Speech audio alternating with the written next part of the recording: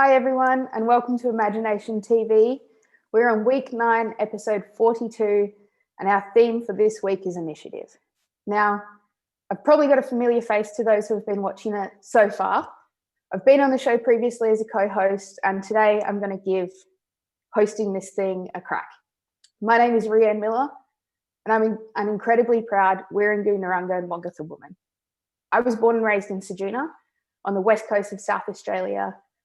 And throughout my secondary education, I moved to Adelaide to get a better education. That was where I met AIM as a Year 12 student that was incredibly shy and reserved. And it was the first time in my life that I was able to step out of my comfort zone. And so I attended my first ever AIM session.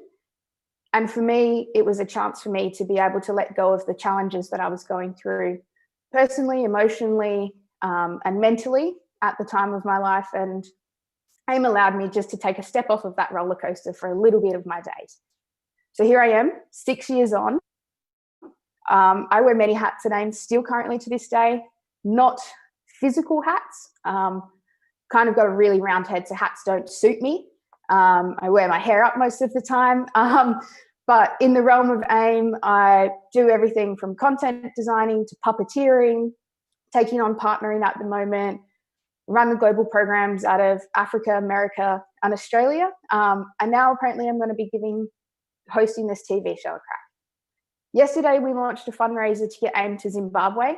And if you'd like to contribute to assist us in doing that, to work with more kids and to further impact the lives on the ground, the link for that is in this video description. So far in 24 hours, we've raised just over 6,900. So thank you all so much for your contributions to make that happen. Today, I'm joined by my incredible co-host, Rosella. How are we going today? I'm going good. Hi, my name is Rosella Galizia. I'm 14 years old and I go to Nimbin Central School.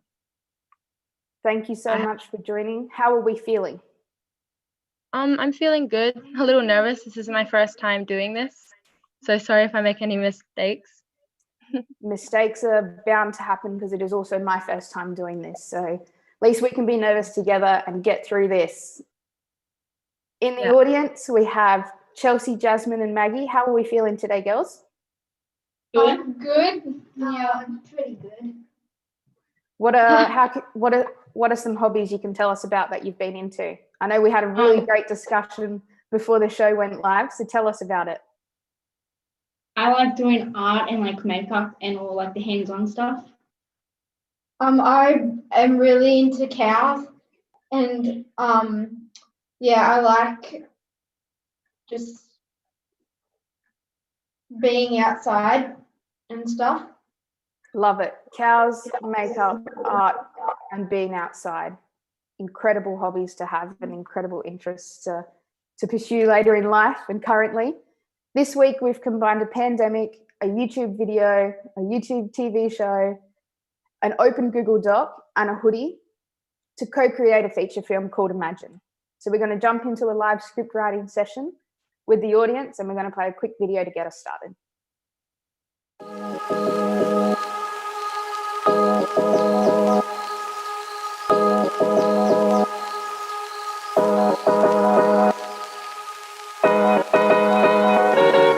Most of us love the story of the child who is sidelined by life because of the situation they were born into or the color of their skin, and then one day becomes a champion or a success or a hero. This is the kind of story we hope will inspire marginalized kids to dream big and make their dream come true.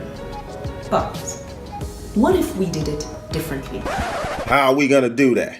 Flipping the script is about not letting the hand you've been dealt stop you from achieving your goals. Imagine realizing that you can actually flip the script that's been given to you and start writing your own story. We have to challenge the norm. So what if we ask the kids we don't usually hear from, the ones who are sidelined by life, to be our storytellers? The project Imagine gives us all the power to flip the script. We invite all of you, all humans everywhere, to join us in a live experiment. The time for talk been over.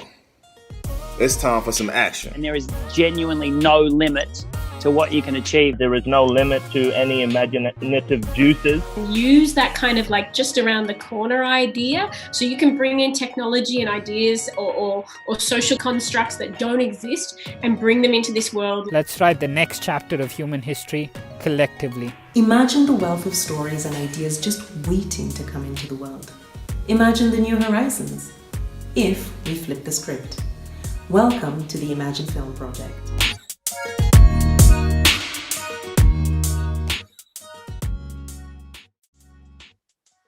Okay, so far on this combined co-authored Google Doc, we've got a main character who's 15 years old. Their room is a mess. One night he's in his bed and a claw comes out from underneath. It's a puppet claw, and I think maybe Vanessa Ellis has written that the claw was from something he created in his childhood. That portals them into a boat, which in the middle of nowhere, with their sidekick, which is an Australian dog. An Australian dog. It's an alien dog, guys. It's not Australian. It's from a different planet. And in the distance on the boat, he can see some islands. And these islands represent different parts of the life that they've lived. Each island is about learning to harness emotions. There's an island about adolescence and mental health. We've got an island for love and sexuality, for education. One of them's filled with their family, their pets, their loved ones from their life, and the other one is filled with their friends, and it's got like a slumber party basically set up on it with scary movies, popcorn, chocolate, you name it.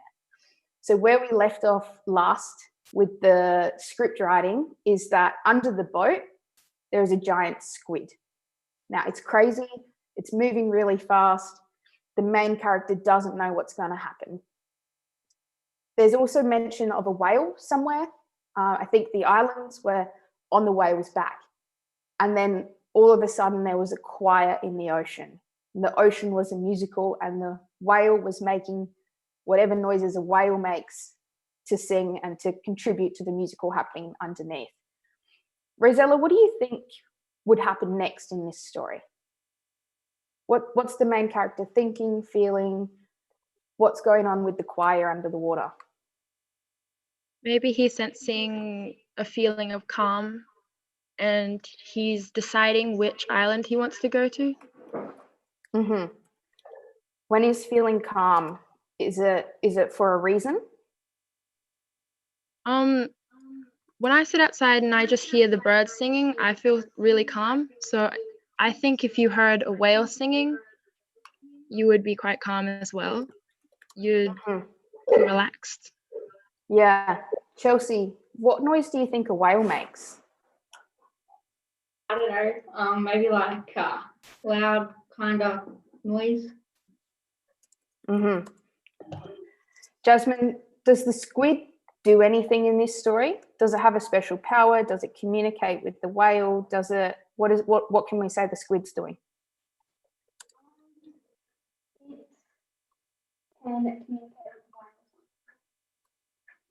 What was that? You got to speak a little bit louder. I can't hear you. It can communicate with the whale like somehow. And Maggie, how do you think it communicates? It could communicate with its calls and stuff. I don't know. What colour is the squid? Orange. Orange. Okay. And Chelsea, does the squid have any kind of special powers? Maybe it could sing as well, probably. The squid can sing. Do we want it to sing a current song? Do we want it to sing? What do we want it to sing? Let It Go from Frozen. Let It Go from Frozen. Okay, I like that. Rosella, what else can you contribute to this story? So we've got a squid, we've got a boat, there's a whale. What else is happening? Maybe the songs that the whale and the squid are singing are clashing together, and it's making the boy really confused, and he's not quite as calm as he was before. So he loses his sense of calmness. Okay, then what happens? Because there's so much going on, so much noise, he's not really thinking about what's on the islands, and so he might choose an island that isn't maybe with his family. He chooses another one, and he might not have thought about the fact that he'll miss his family and friends or pets. Love it. Okay, Maggie, wrap it up. He chooses an island. How does he get to the island from the boat? He sails on the boat, and then the boat sinks, but the whale saves him and then takes him to the shore. Yeah, that's how it happens. Perfect. And that wraps us up. The boat sinks, the whale saves him, takes him to the shore of an island. Thank you all for participating in co-authoring the next feature film that we produce called Imagine. We've had some comments from the chat line coming through. Bettina has said, loves the Thursday show. Edward wants to know how we can get on the Google Docs. There will be a link shared. It'll either be in the description. We'll chuck it up in the chat line, and we'll get everyone on this call to jump in and contribute to that as well. Make sure you chuck your name next to what you've written so that you can get a credit on the feature film once it gets made. Taida has said, Rosie, that is an incredible idea. And Brendan Newton has said, these are incredible contributions. All right, next up, we have a 30-second challenge with Kath Marshall. How are we feeling, Kath? Very excited to be on the show and hyped and ready for the challenge. Rianne? Are you enjoying seeing the kids from your school representing today? Absolutely. And thank you so much to AIM and Imagination TV to give them this opportunity. Thank you for doing the work you do and for allowing the kids to step up and to use their initiative and to lead. Shall we get stuck into it? Sure. All right. Countdown begins now. What is your idea of perfect happiness? Probably a warm bath. On what occasion do you value rebelliousness? I try to value it every day working with young people. What do you consider to be your greatest achievement? Probably being principal of Nimbin Central School, which is something I'm very, very proud of. What's your bravest goal you've ever set yourself? Oh dear. One I haven't quite done yet, which is to jump out of a plane.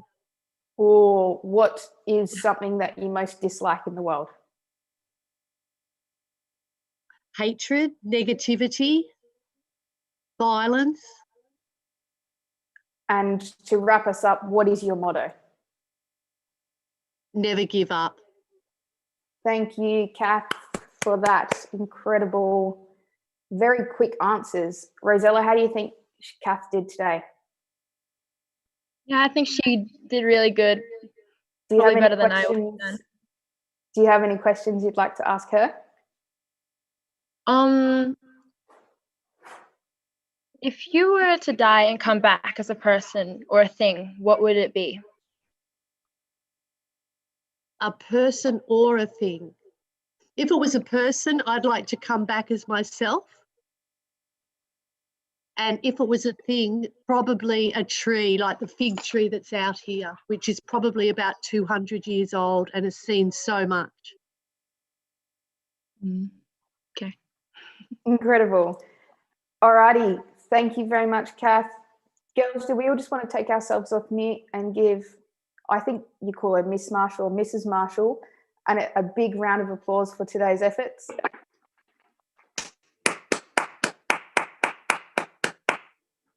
All right, now we have Thank you. 180 seconds of wizardry from Harley Durst, who is an international stunt performer and creature movement specialist. Let's go straight into it.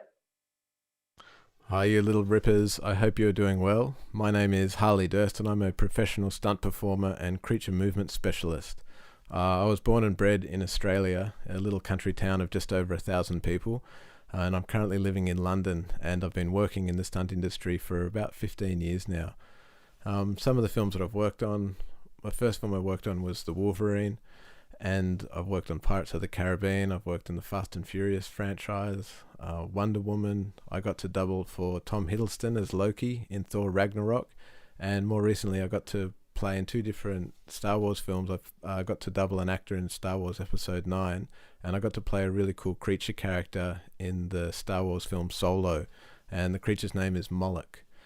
We're going to talk a little bit about initiative because it has played a huge part in my career, but it's not something you really have to worry about, in that I never really focused on initiative at the time. I was just being proactive and pursuing things that I enjoyed. And that's probably the best advice that I can give, is that it's really important to pursue something outside of stunts and then bring it into stunts and apply it to stunts. So it's really important to be a gymnast, a dancer, a break dancer. My background was in capoeira and parkour, and those are the things that I really love doing. And I was never the best at those things, but I just love doing them. And I realized that it's important just to be the absolute best version of yourself that you can be, and it opens up so many opportunities, because often you won't be the first to get chosen to be on a team or to be part of a production, but if you're current and you're ready and you've got the skill set and you get given an opportunity, all of that hard work and years of training, like, that's where it pays off, and you'll be surprised where that might take you.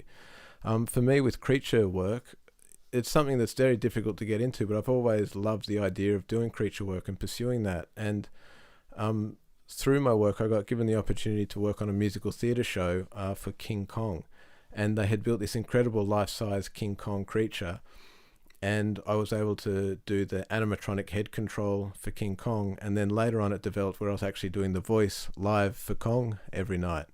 And it's just something which developed over a rehearsal period where we needed something to represent Kong on stage, so I was playing that. So I just said, well, I'll just stand up and roar and we'll see how that goes. And we ended up doing things like this.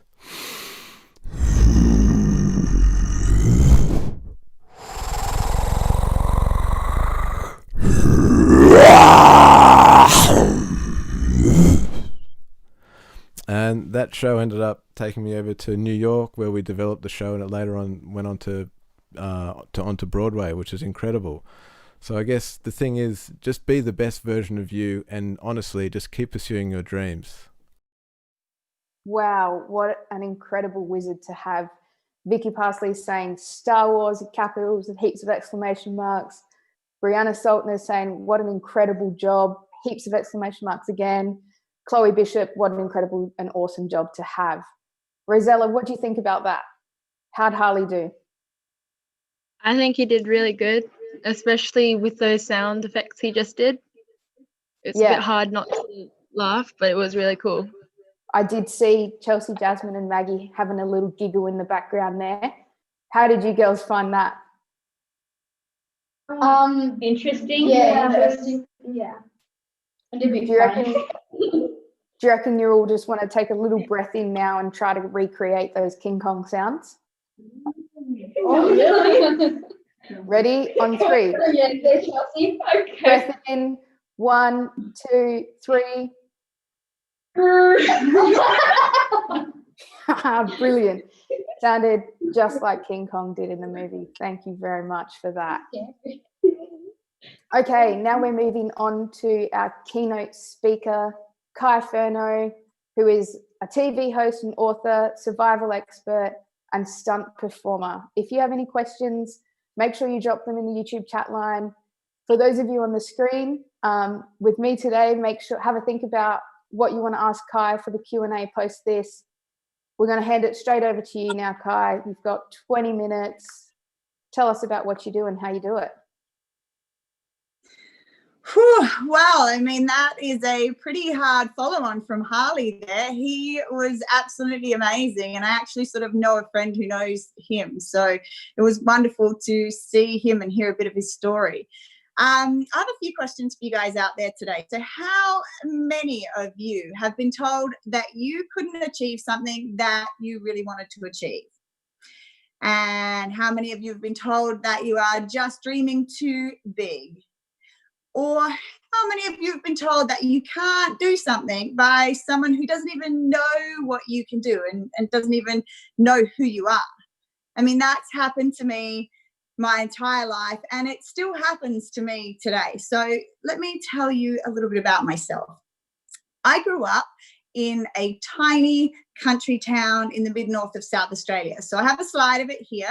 This is the main street of my country town that I grew up in. It had about 150 people. Anyone from South Australia, mid-north might have heard about it. It's called Tarawi.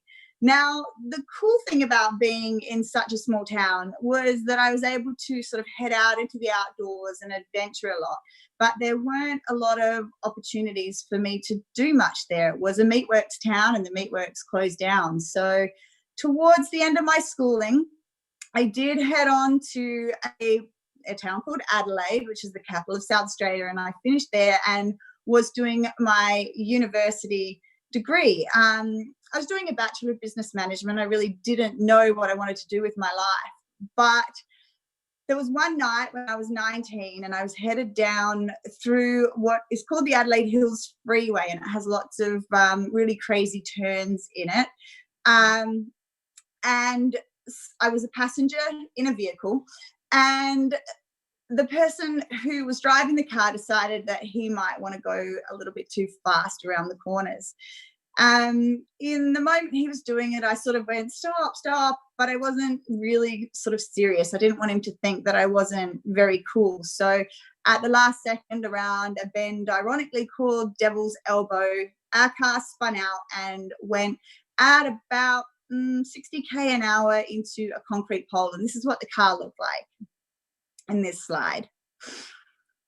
So I was extremely fortunate to survive this car accident. The concrete pole almost split the car in half.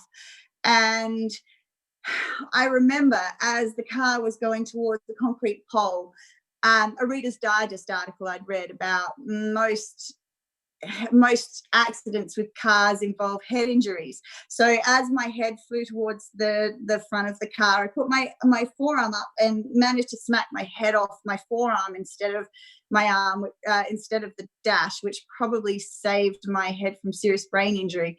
But I do remember hearing a little crack as the car hit the concrete pole. And I had also read about back injuries in the same article. So I realized I'd probably done some damage to my back. But it wasn't until I got to the hospital and had an x-ray that the doctor confirmed to me that I'd actually broken my back. Now, I didn't really know what that meant at the time. Broken back, okay, sure, what does that mean? And the doctor said to me, you know what, you probably won't be physically active for the rest of your life. And I remember just a moment of a pause, being a very active person. You know, I had a horse, I liked playing tennis, was extremely active. And suddenly this person who knew nothing about me put this sort of life sentence on the rest of my life, like not being able to be physically active again. And there was this sort of pause, and I remember it a little bit dramatically, like a tear maybe came down the corner of one eye as I thought about that life. And I remember almost immediately thinking to myself, like, no, you know, that's not how I want to live the rest of my life. Now, you see, I had a goal and a dream to become a stunt performer. And stunt performing is probably one of the more physically active careers that you can possibly aim for. So this doctor telling me at 19 that this was just not going to happen for me, just didn't feel right. I also love the outdoors and was extremely passionate about being in the outdoors all the time. And I'd gotten myself into some tricky situations, and I realized that there were 4 life attitudes that helped me out in the extreme outdoor scenarios, and maybe they could help me get through this part of my life too. So these 4 attitudes that I decided to adopt from this moment on were: be positive, get educated, be prepared, and be adaptable. So the first one is thinking positive. I had this goal to become a stunt performer, and I had this doctor telling me I'm not going to be physically active for the rest of my life. Do you know how many people were going to say to me, yeah, go for that dream of being a stunt performer, you got this? Like, none at all. I was also too old to become a stunt performer, apparently, and didn't have any transferable skills to become a stunt performer. And I was a bigger girl. I was very muscly and strong. So everyone said to me that nobody was going to want anyone like me to double them. So all of these things were coming at me as complete negatives about me trying to aim for this goal of becoming a stunt performer. So, you know, people say to you, think positive, but they never really tell you how to think positive. So a few things that I use to think positive when everyone around me is being negative about what I want to do is I try and find my tribe. Finding my tribe simply means find the people that are going to support you in your goals and dreams when maybe you're having those days where you don't believe in them yourself. So find the people that are going to say, you can do it, when you don't even believe you can yourself. I mean, and that might even just be your mum or dad. You know, when I'm really struggling to believe that I can achieve my goals, I'll call up my mum, because I know she'll be the one that'll say to me, you know, you can on the days I don't believe it myself. Another trick I use is that happened, what now? So things happen to you in life that are beyond your control, and they might seem to be really terrible and really negative, but I'm not saying don't allow yourself a moment to mourn it. Like, have a moment like, oh, that happened, that really sucks. But rather than sitting in that for the next 24 hours, 2 weeks, 2 years, and dwelling on the fact that happened, say, like, now what? What can I do about this to move it forward in a more proactive way? So that happened, now what? And I use this every moment of every day. You know, like if I come out and it's raining and I forget my rain jacket, rather than being like, oh, it's raining, it's cold, I'm going to have a miserable rest of my day. I'm like, okay, so I got rained on, but I'm not so cold. So that happened. Now, what can I do about it? I can get warm, I can get dry, and I can move on with the rest of my day. So that happened. What now? Means that you don't sit dwelling in a lot of negativity, and that helps you kind of think a bit more positively about things.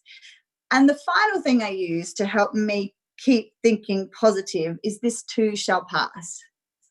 Quite often when awful things happen to us, it feels like it's going to be our whole life or the rest of the day, or like for me, if I'm freezing cold, I keep using outdoor examples, but they're really relevant to me at the moment. It's a bit chilly where I'm at.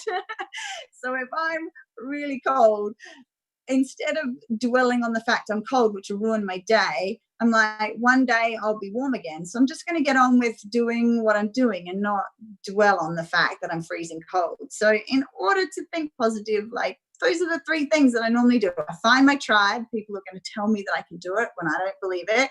And this happened. What now? So it means I acknowledge that that really sucked, but then I try and find a solution to the problem. Survival thinking is like problem solution. And the sooner you can get to the solution, the sooner you can be moving more proactively. And then this too shall pass.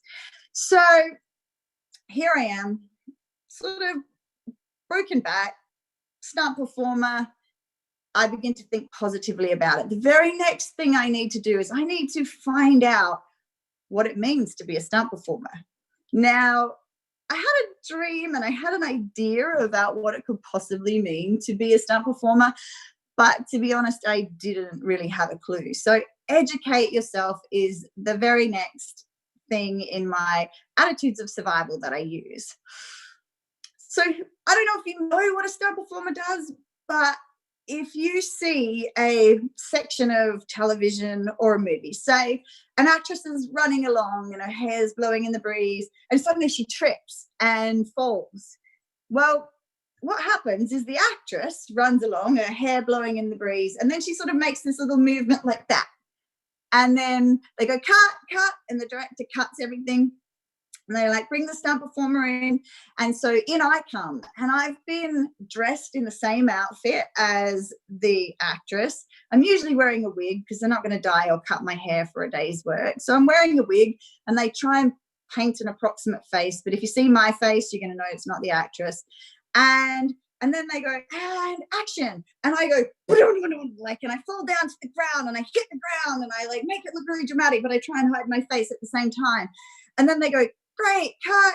And then they bring the actress in and she'll be lying on the ground and she'll get up and she'll be like, oh, and then like she'll keep running. So anytime you see something that's active, that's action, that might even just be a slap to the face or anything, usually they've brought in a stunt performer for those little bits. And the reason they do it is they can't afford for the actress or actor to get hurt while making a movie or TV series.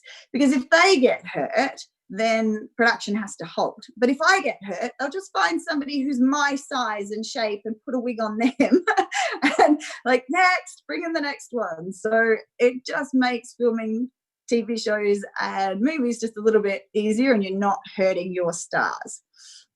Anyway, so educating yourself. First, I needed to know what it meant to be a stunt performer. And I realized there were no movies or television series at that time being filmed in Australia. So Vancouver was booming and I could get a work visa to Vancouver. So I headed over to Vancouver. Only thing was I didn't know anybody there. So I wandered around for about 6 months trying to educate myself as to what it would mean to be a stunt performer. And I asked anybody and everybody. I was like, nah, I want to be a stunt performer. Can you help me? And most people are like, you? No. So this is where the being positive had to come in again. I'm like, what do you mean me? Of course I could be a stunt performer. And eventually somebody at a coffee shop said, that man over there, I think he's a stunt performer. Why don't you buy him a coffee and ask him? And so I went over and I said, excuse me, do you mind if I buy your coffee? Can you tell me a bit about what I would need to do to become a stunt performer? So I educated myself as to the things I needed to do. He said, do you have a headshot? I was like, what? No. He's like, a resume? I'm like, he said, a video of you doing things that are in the stunt industry? And I was like, no. And he gave me a list of all these things I needed to do to become a stunt performer. So I was able to educate myself as to what I needed to do.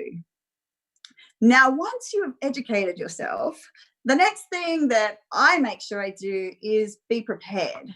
So that is the next thing, and my attitudes of survival is about being prepared, because a lot of people can find out the things they need to do to achieve a goal or dream, but they don't take the next step of doing it. So this is the area, the doing, where the task starts to seem like a massive Mount Everest in front of you. Like, I know that if I ever looked up at the goal of, like, you know, coming from this tiny country town, the mid-north of South Australia, broken back, and I went Hollywood stunt performer, I would have quit immediately. That goal seemed like the top of the biggest mountain you could ever imagine. And I don't know, it just didn't seem achievable when I looked all the way up. But if I looked at the first step in front of me, that was achievable. So if I looked at my list of things I educated myself about and I said, headshot, you know, can I do a headshot? That's just a small step.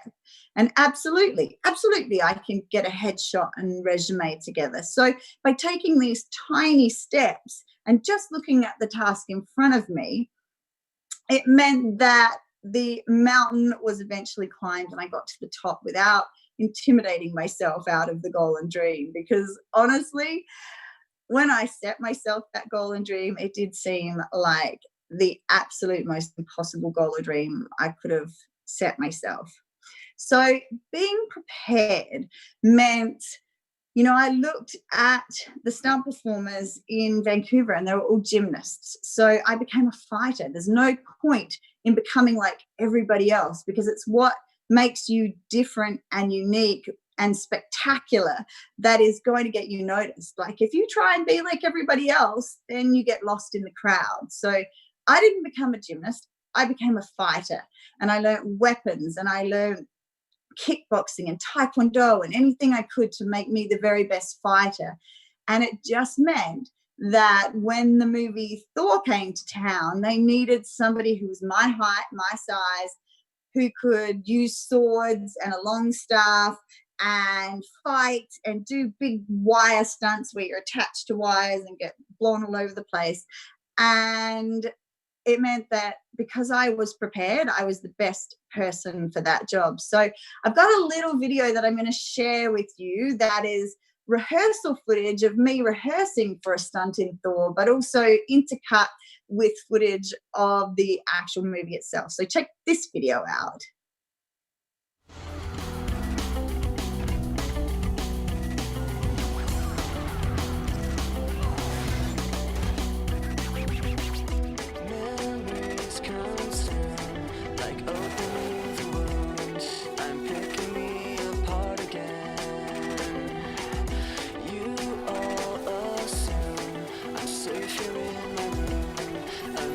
Try to start again. I don't want to be the one. The battle's always you. So the cool thing about that video too was I actually won what is considered the Oscars of the stunt industry for my role in that. So that was the role of a lifetime. When I started, I didn't even imagine that I could have doubled an amazing superhero for the entirety of a feature-length film, especially one like Marvel. Like, when I grew up, I would play superheroes, and now I was getting paid to be this superhero. And I won an award for being the best female stunt performer in the world in an awards ceremony that's voted on by all the peers, all the people, all the stunt people in the world. So it was the hugest honor you can ever get as a stunt performer. And you know what? I wouldn't have even gone for it had I listened to that doctor who said I would never be physically active again. So I don't know, that was the highlight of my career in stunt performing for sure. And another thing on being prepared is not only is it like learning the stuff that you have to learn to do what you want to do or achieve the goal or dream that you want to achieve. It's also about having the things that you need to have. So with stunts, we don't actually get told sometimes what stunt we're going to do on the day. So I could get to set and I'd be like, hey, Kai, today we're going to like fall down a flight of stairs. Today you're going to be set on fire. Today you're going to have a little fight sequence. So we don't really know all the time what we're going to do. So one of the ways that I'm always prepared is I always have everything I could possibly need on me. So I have a great big stunt bag that I wheel around. It looks like I could carry a dead body in it. And it's full of my fire kit and my every pad imaginable and my harnesses that I might need, just in case someone turns around and says, you know what, we were going to set you on fire today, but now you're going to fall down a flight of stairs. And it just means that I look professional and word gets around that I'm good at my job and that I'm prepared for anything. And this sort of means that I'm going to get more work and gain a better reputation in the industry. So being prepared is about doing and learning the things that you need to know for your goal and dream, but also having everything you need to have for your goal and dream. Which leads me to the final attitude of survival, which is being adaptable. So there are a ton of different paths towards your goal and dream. Like when I set out to become a stunt performer, I thought that I was going to use my outdoor skills. Like I was really good at rock climbing and abseiling. And I thought, yeah, I'm going to do that sort of thing to get into stunts. And had I stayed down that path, I only ever abseiled twice in 16 years of stunts. So I wouldn't have worked very often. So it's about knowing that you can put a plan in place, but if that plan isn't working, it's not giving up to change your plan. Like quite often people continue down the same path and the same plan, and they feel like they're giving up if they don't follow that plan through to the end. But if that plan's not working, there may be a million different ways for you to achieve your goal and get around to that. So being adaptable, it doesn't mean that you change who you are intrinsically on the inside. There's a bit of a gray area there. Being adaptable is about finding different ways of doing things, but it's not about changing your core beliefs at heart. Now, I had to become really adaptable in the final role of my career. I was 42 and I got asked to double a character called Jane Doe on a TV show called Blind Spot.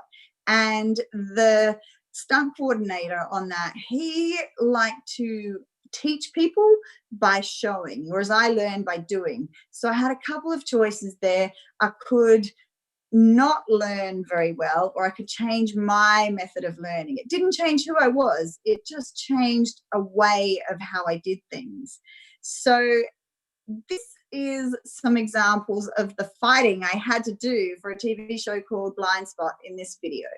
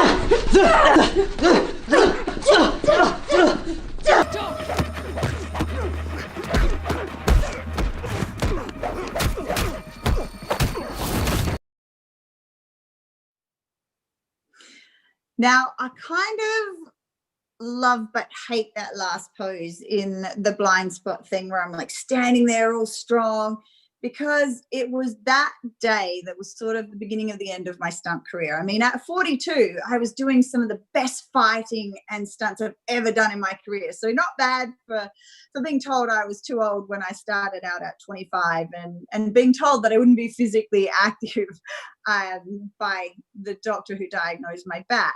But in that moment, on that day, I had been running across the rooftop and tore my hamstring.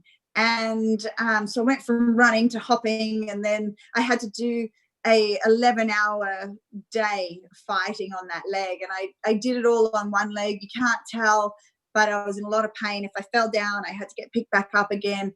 And what happened was my hamstring started to detach from the bone, and eventually it popped completely off of the bone, up at my butt bone. And that sort of signaled the end of my stunt career. I had to have it screwed back on. I was in a wheelchair for 3 months. And I mean, it was a heartbreaking time for me. I'd spent so much of my life and my goals and my dreams, and who was I when I wasn't a stunt performer. And so I had to set new goals and new dreams for myself. And I set some pretty big ones, just being me.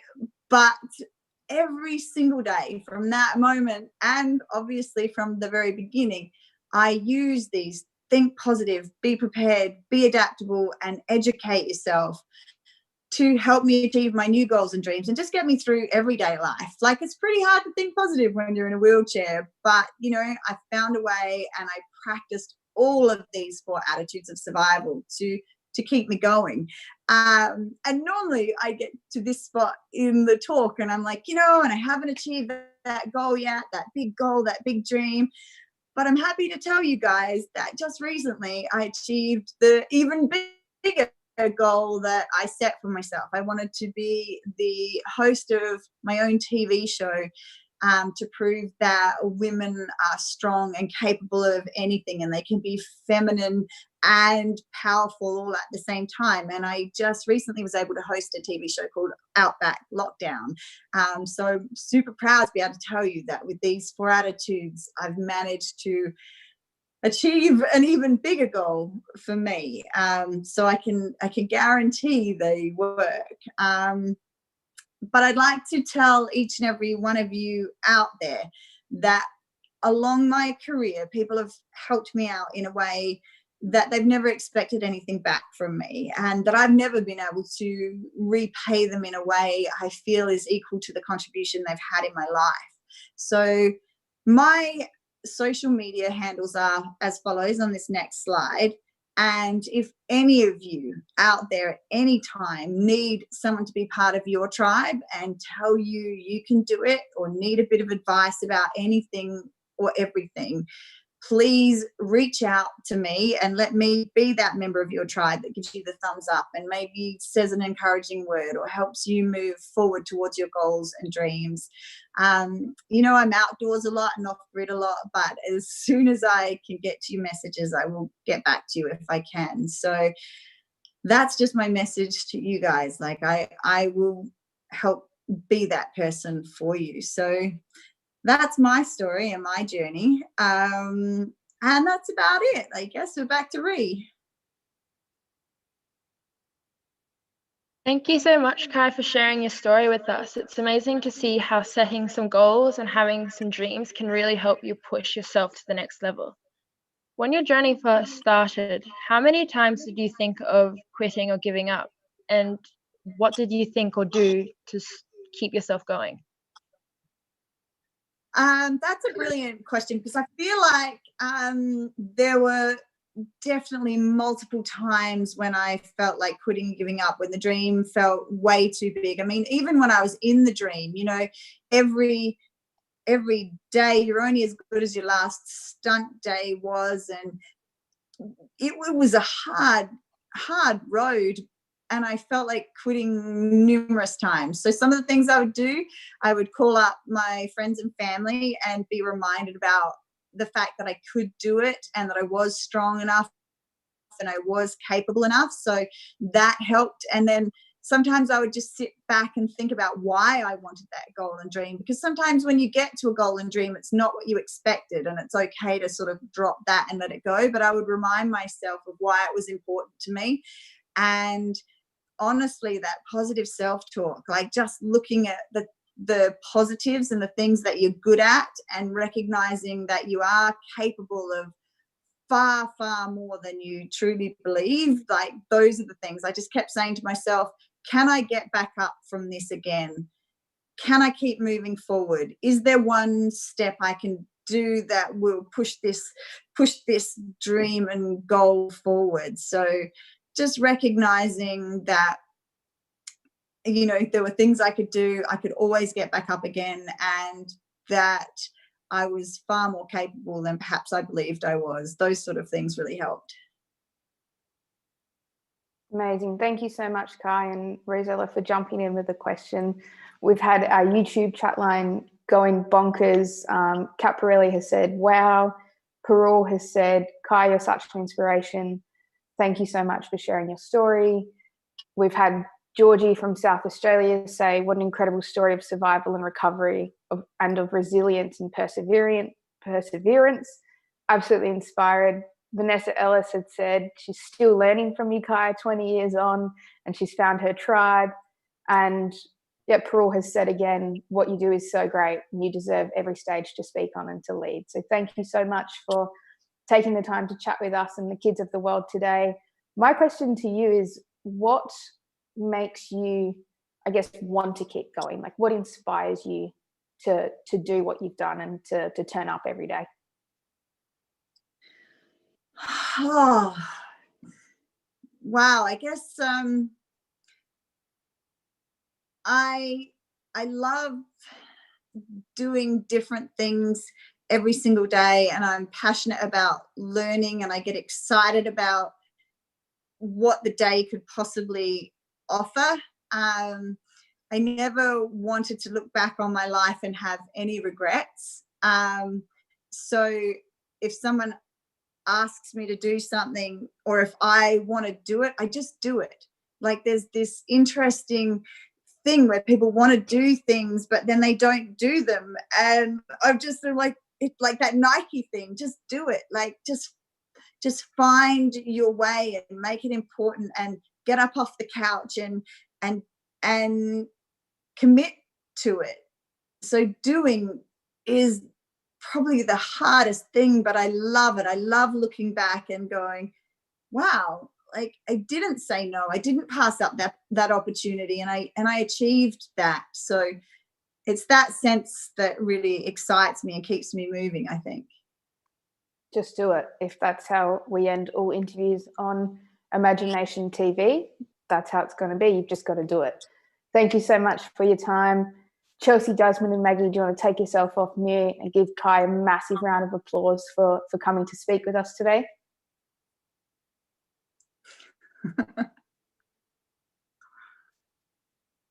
All right. Awesome. Well, what a show it's been.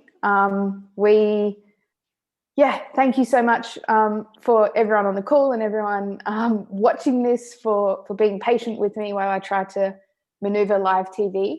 I was actually talking to Jack yesterday around what we've been able to achieve in such a short amount of time since the pandemic has hit. And I'm going to read from my notes because I want to get these facts right. And so far throughout this pandemic, we've had 42 live streams back to back. We've invented a hoodie that pays rent.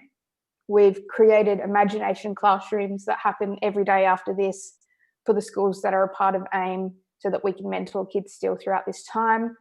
We're starting to write a feature film. We've curated live music and live art. We have unearthed co-hosts and the voices of our young Indigenous kids in the program. I think there's been 15 plus of them so far. We've given the stage for over 100 kids to come on the show, whether that be in the classroom capacity, as an audience, giving presidential speeches. We've led a national conversation around the universal basic income, and we've brought people with power and people, those who have been left behind, together on this platform to be able to move forward and to create and to imagine during this time. So Thank you all so much for your time today, to all of our guests. Thank you to Rosella for hosting and the girls at Nimbin for being in the audience and for giving me some words of encouragement before this. We'll catch up you all tomorrow on the show. Have a good one. Bye.